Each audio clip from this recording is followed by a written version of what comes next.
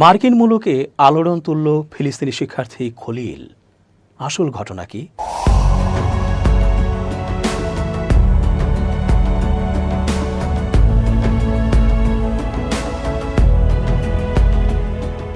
আসসালামু আলাইকুম প্রিয় দর্শক, আমন্ত্রণ আজকের আলোচনায়। চেঞ্জ টিভির আন্তর্জাতিক চোখ অনুষ্ঠানে এস.জি. রতন স্বাগত জানাচ্ছি। মুসলমানদের শুধু নয়, বিশ্ব বিবেকের কাছে বুকের ওপর এক ভারী পাথর চেপে থাকা কষ্টের নাম, অভিমানের নাম ফিলিস্তিন। একবার শুধু তাকিয়ে দেখুন পাখির চোখে, কি করেছে ওরা গাজাকে। এত কিছু হয়ে গেল মাসের পর মাস ধরে, বছরের পর বছর ধরে। আমরা সবাই শুধু চেয়ে চেয়ে দেখলাম আর অপেক্ষা করতে থাকলাম পাখির চোখে এমন হত্যা আর ধ্বংসযজ্ঞ দেখার জন্য। এই প্রশ্নের উত্তর কে দেবে? কারা দেবে? এর দায় থেকে কি মুক্তি মিলবে বিশ্ব মানবতাবাদী মানুষগুলোর, রাষ্ট্রগুলোর, রাষ্ট্রপ্রধানদের, বিশ্ব নেতাদের? সব বাদ দিলেও মুসলমানেরা কি জবাব দেবে এর? 57টি মুসলিম দেশ আর 200 কোটি মুসলমান থাকতে এমন একটি সর্ববৃহৎ কবরস্থান দেখতে হলো আমাদের। সব রাষ্ট্র এক হয়ে তীব্র আন্দোলন ও প্রতিবাদ গড়ে গুঁড়িয়ে দেয়া যেত ওই বর্বরদের।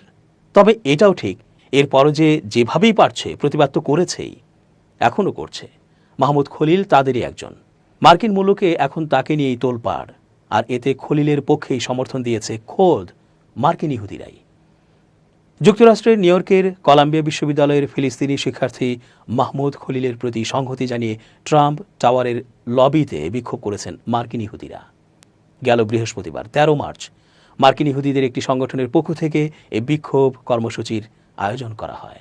পরে 98 জন বিক্ষোভকারীকে গ্রেপ্তার করেছে পুলিশ।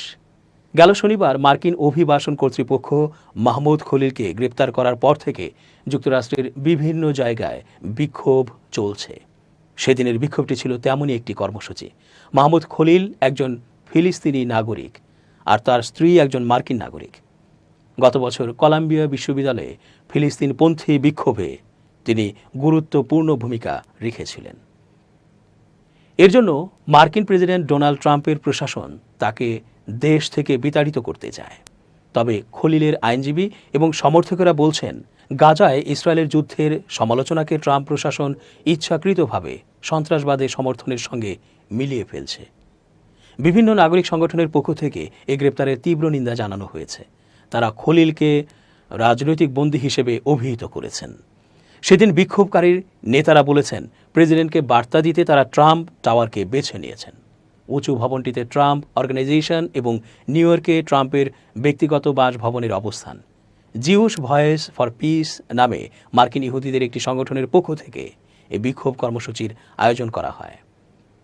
সংগঠনের পক্ষ থেকে সামাজিক যোগাযোগ মাধ্যম এক্সে দেয়া এক পোস্টে বলা হয়েছে, ইহুদি হিসেবে আমরা যে এটা গণহারে প্রত্যাখ্যান করছি তা জানাতে আমরা ট্রাম্প টাওয়ারের দখল নিয়েছি।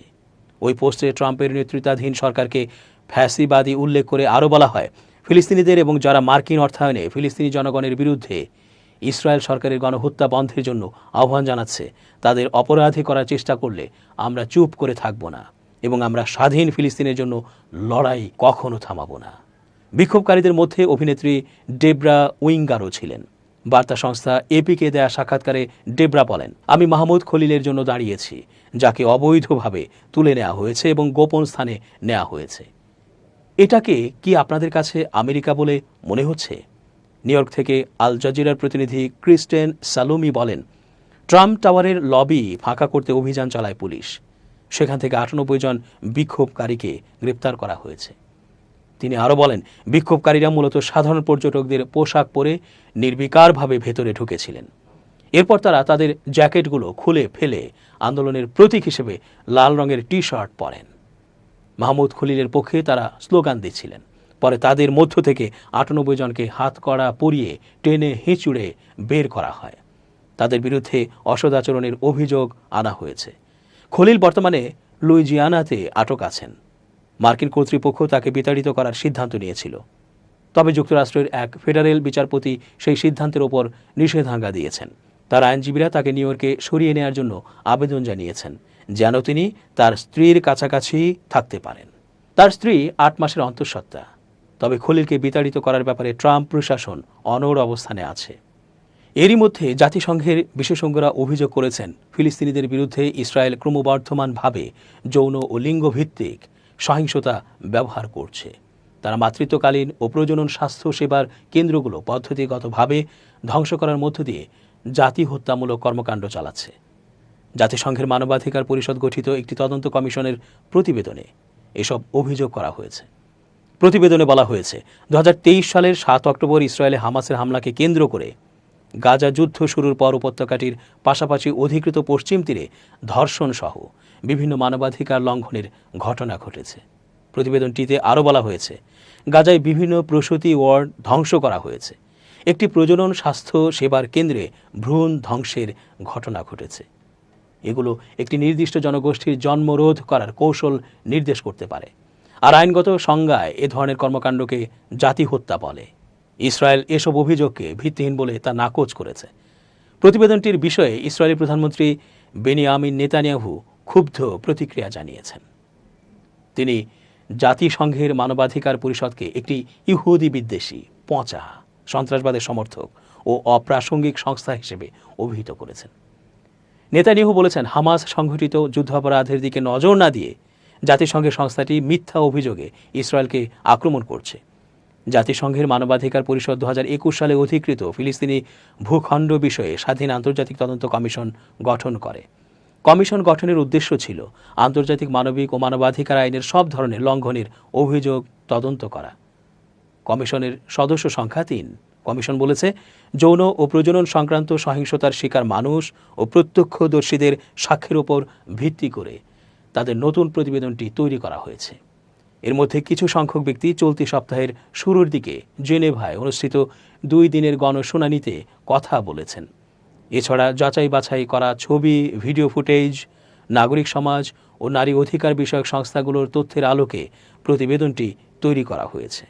জাতিসংঘের সাবেক মানবাধিকার প্রধান নাভি পিল্লাই কমিশনের নেতৃত্ব দেন। তিনি বলেন যে তথ্য প্রমাণ সংগ্রহ হয়েছে তাতে দেখা গেছে যৌন ও লিঙ্গভিত্তিক সহিংসতার ঘটনা শোচনীয়ভাবে বেড়েছে। নাভি পিল্লাইয়ের মতে, ফিলিস্তিনিদের ভয় দেখাতে, তাদের আত্মনিয়ন্ত্রণের অধিকার ক্ষুণ্ণ করতে ইসরায়েল এসব কর্মকাণ্ড চালাচ্ছে। প্রতিবেদনে যৌন ও লিঙ্গভিত্তিক সহিংসতার ধরনগুলো উল্লেখ করা হয়েছে। এগুলো হলো জোরপূর্বক জনসমক্ষে পোশাক খুলে ফেলা, নগ্নতা, ধর্ষণের হুমকি সহ যৌন হয়রানি। ফিলিস্তিনিদের বিরুদ্ধে ইসরায়েলি নিরাপত্তা বাহিনী এসব পদ্ধতি ব্যবহার করে বলে প্রতিবেদনে বলা হয়। প্রতিবেদনে আরও বলা হয়, ফিলিস্তিনিদের বিরুদ্ধে ধর্ষণ সহ অন্যান্য যৌন সহিংসতা ইসরায়েলের শীর্ষ বেসামরিক ও সামরিক নেতৃত্বের স্পষ্ট আদেশে অথবা পরোক্ষ উৎসাহে সংঘটিত হয়েছে। প্রতিবেদনে বলা হয়, গাজায় 17 মাসে যুদ্ধে সেখানকার যৌন ও প্রজনন স্বাস্থ্য সংক্রান্ত সেবা কেন্দ্রগুলো পদ্ধতিগতভাবে ধ্বংস করেছে ইসরায়েলি বাহিনী। যথাযথ সেবা না পাওয়ার কারণে গর্ভাবস্থায় বা সন্তান প্রসবের সময় বিভিন্ন জটিলতায় ফিলিস্তিনি নারীরা মারা যাচ্ছেন। এগুলো মানবতা বিরোধী অপরাধের সমতুল্য বলে প্রতিবেদনে উল্লেখ করা হয়েছে। 2023 সালের 7 অক্টোবর ফিলিস্তিনের স্বাধীনতাকামী সংগঠন হামাস ইসরায়েলে হামলা চালায়। এতে প্রায় 1200 মানুষ নিহত হন, 251 জনকে জিম্মি করা হয়। জবাবে সেদিন থেকেই গাজায় নির্বিচারে হামলা শুরু করে ইসরায়েল। হামাস পরিচালিত স্বাস্থ্য মন্ত্রণালয়ের হিসাব অনুসারে ইসরায়েলের হামলায় ধ্বংসস্তূপ থেকে পাওয়া ছিন্ন ভিন্ন লাশের গণনা ছাড়া 48,520 জনের বেশি ফিলিস্তিনি নিহত হয়েছেন। গাজার বাসিন্দাদের বেশিরভাগকেই বাস্তুচ্যুত হতে হয়েছে। সেখানকার প্রায় 70% ঘরবাড়ি ক্ষতিগ্রস্ত বা ধ্বংস হয়ে গেছে। স্বাস্থ্যসেবা, পানি, পয়ঃনিষ্কাশন সহ বিভিন্ন ব্যবস্থা ভেঙে পড়েছে। খাদ্য, জ্বালানি, ওষুধ ও আশ্রয়ের সংকট তৈরি হয়েছে। গত 19 জানুয়ারি গাজায় যুদ্ধবিরতি কার্যকর হয়। প্রথম ধাপের এই যুদ্ধবিরতি 1 মার্চ শেষ হয়। গাজা উপত্যকা খালি করতে ফিলিস্তিনিদের বের করে দেওয়ার মার্কিন প্রেসিডেন্ট ডোনাল্ড ট্রাম্পের প্রস্তাবিত পরিকল্পনা থেকে সরে আসার ঘোষণাকে স্বাগত জানিয়েছে হামাস।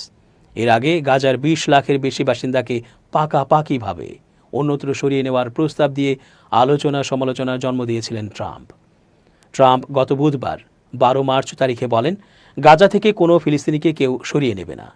এদিন ওয়াশিংটনে হোয়াইট হাউসের ওভাল অফিসে আয়ারল্যান্ডের প্রধানমন্ত্রীকে পাশে নিয়ে ট্রাম্প সাংবাদিকদের এ কথা বলেন। এর পরপরই বিবৃতি দিয়ে ট্রাম্পের এই বক্তব্যকে স্বাগত জানায় হামাস।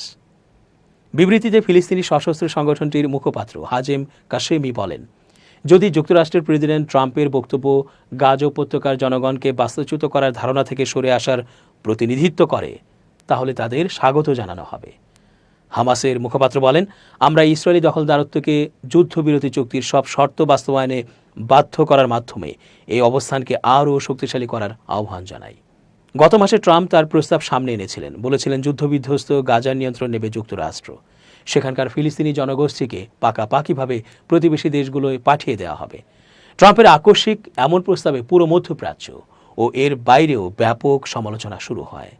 গাজার পুনর্গঠন নিয়ে আলোচনার জন্য সে সময় আরব দেশগুলোর পররাষ্ট্রমন্ত্রীরা কাতারে মধ্যপ্রাচ্য বিষয়ক মার্কিন দূত স্টিভ উইটকফের সঙ্গে বৈঠক করেন।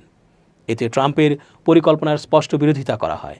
বৈঠকে কাতার, জর্ডান, মিশর, সৌদি আরব, সংযুক্ত আরব আমিরাতের পররাষ্ট্রমন্ত্রীরা এবং প্যালেস্টাইন লিবারেশন অর্গানাইজেশন অর্থাৎ পিএলওর মহাসচিব অংশ নেন। কাতারের পররাষ্ট্র মন্ত্রণালয় এক বিবৃতিতে এ তথ্য জানায়। বিবৃতিতে বলা হয়, আরব দেশগুলোর পররাষ্ট্রমন্ত্রীরা গাজার পুনর্গঠন পরিকল্পনা নিয়ে বিস্তারিত আলোচনা করেছেন। মিশরের কায়রোয় 4 মার্চ আরব লীগের সম্মেলনে এই পরিকল্পনা অনুমোদন দেওয়া হয়েছে। দর্শক, আজ এ পর্যন্তই। শুভকামনা।